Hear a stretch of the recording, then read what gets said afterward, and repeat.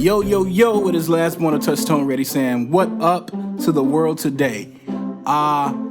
First of all, today is groundbreaking day. I'm going to be telling stories today instead of doing music. Normally, when people see me, I'm doing music, I'm on the tracks, or I'm shooting videos. If you ever seen a video and it's got like a little red E in the corner, that's normally me.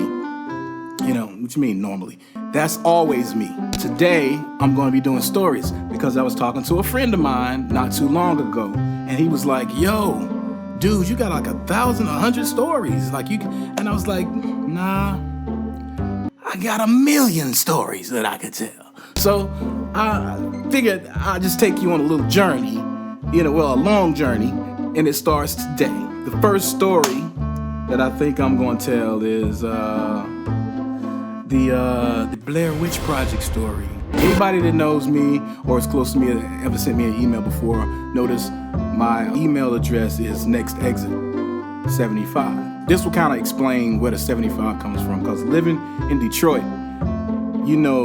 696, 96, 94, 275, and 75.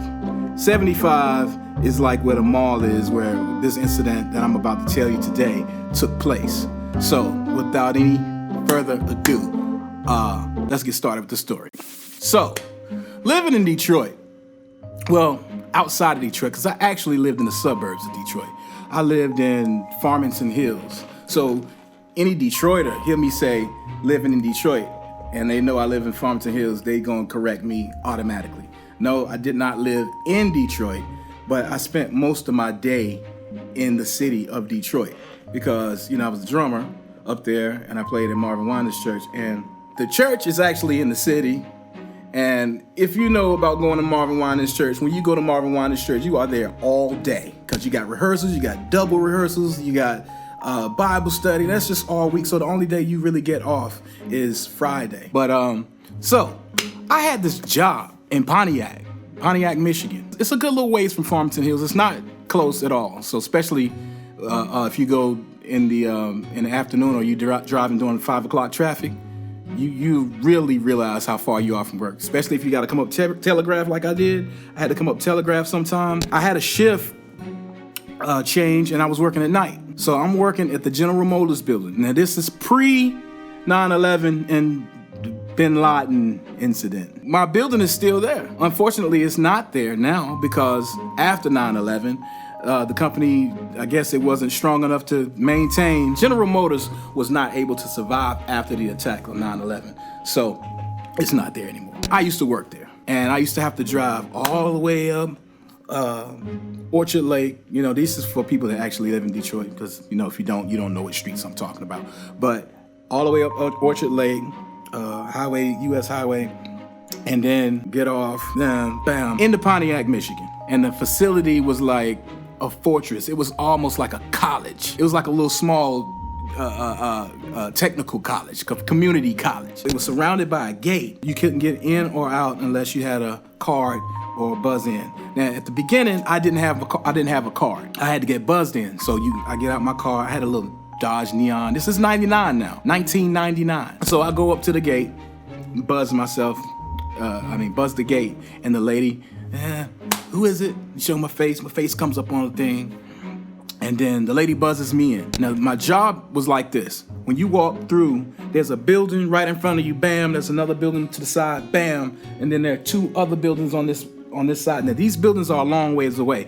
I'm saying it like they're right beside each other, but it's a little distance in between them because the buildings are huge. But my job was to go downstairs, get the papers from inside of this little cubby thing with a key. And it's a lot of stuff to remember. And you got to keep up with that because this is part of the story. You get buzzed in, you go and get the papers out of the slot. You go upstairs. Now, once you go up these stairs in the General Motors building, in the main building of the General Motors building, there is a long hall that you have to go down. Now, mind you, you go down this hall and then you turn the light on. So it's dark. And one of the other rules was that you had to turn the lights off. Every light that was off when you came had to be cut off when you left. You go upstairs with your papers.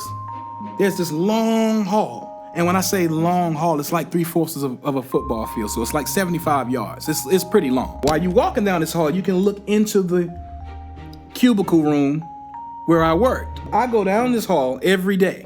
there's this door. You hit the door, clank, door comes open, then it swings back real slow, then it clank, clank behind you. You go down the hall, go in that door, then you go in another door to the right, then that's when you enter the main office. Now look, when you enter the main office, it's like 150 cubicles in there. I had one that I had to go to. Don't ask me why it was in the middle of the office, but I had to go to the middle of the office. I had to take those papers. Now my job was to take all the information from these papers and load them to the mainframe. In 99, for some reason, people had to do that. The machines couldn't do it themselves. Every car door, every window that was installed, every seat belt, all of that stuff was on this piece of paper, or on a lot of different pieces of paper, but I'm getting to that. I had to enter it into the computer, which I was slow at the beginning. I really didn't know how to do it fast, so it would take a long time for me to do that. I had a time schedule that I had to do it in because I had to go get other papers from the other buildings.